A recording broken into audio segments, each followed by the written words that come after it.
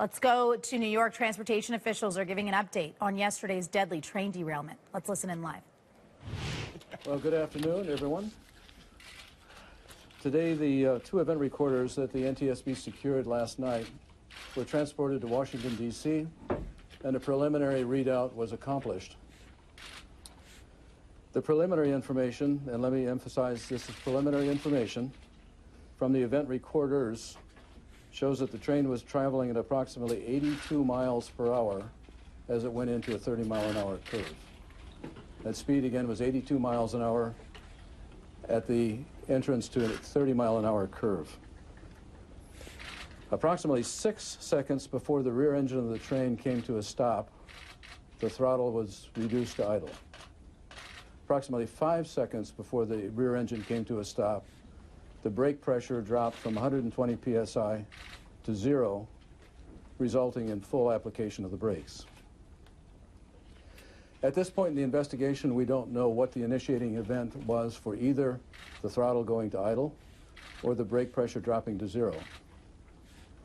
Our investigators will be carefully reviewing all of the data to determine the functioning of the brakes throughout the trip and to determine why the throttle went to 0, brake pressure went to 0. As you may know, this train made 9 stops prior to derailing. We need to understand how the brake system was working throughout that part of the trip. At this point, we are not aware of any problems or anomalies with the brakes. Also today, we began interviewing the engineer. That interview will be continued over the next couple of days. We have interviews in process with the other three crew members. Investigators from the track group have completed the assessment of the track, have conducted a detailed engineering survey of the site. Earlier this afternoon, we released the track back to Metro North. Investigators completed some of the signals testing. The rest of the signals testing will have to be accomplished tonight, late at night, when the traffic is minimal on the tracks. Earlier this afternoon, MTA provided us with a copy of a surveillance video from a nearby bridge. That surveillance video was of low quality. We've sent it back to Washington, D.C. to our laboratories to see if it can be enhanced.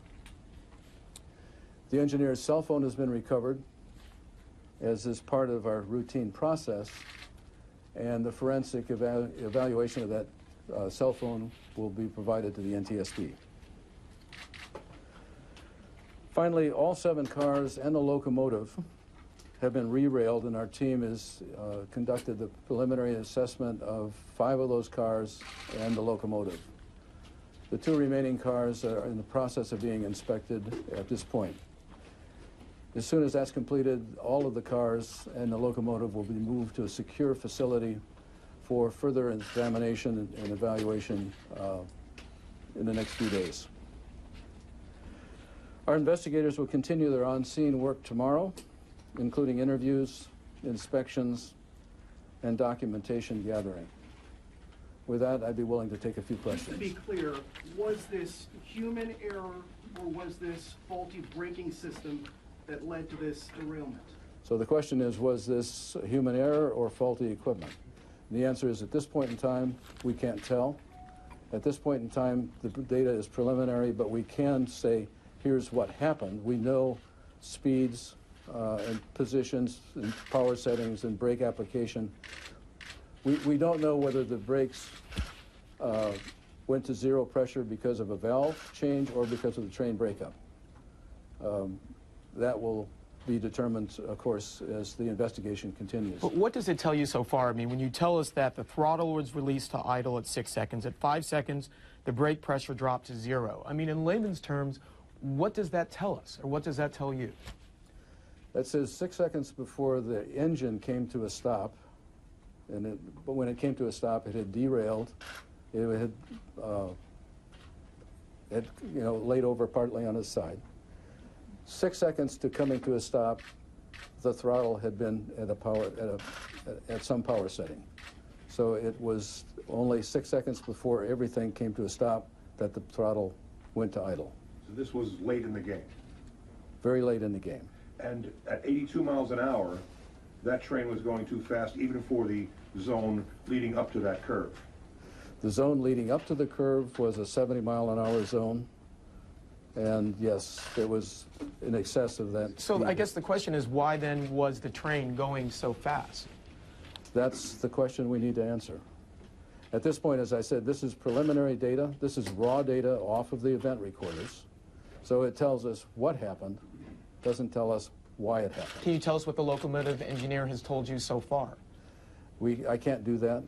The interviews have started, but we don't release any of the interview records until all of the interviews have been conducted. Okay. How many seconds going into that curve should the throttle have been pulled? Does the black box reveal the timeline before, the seconds before?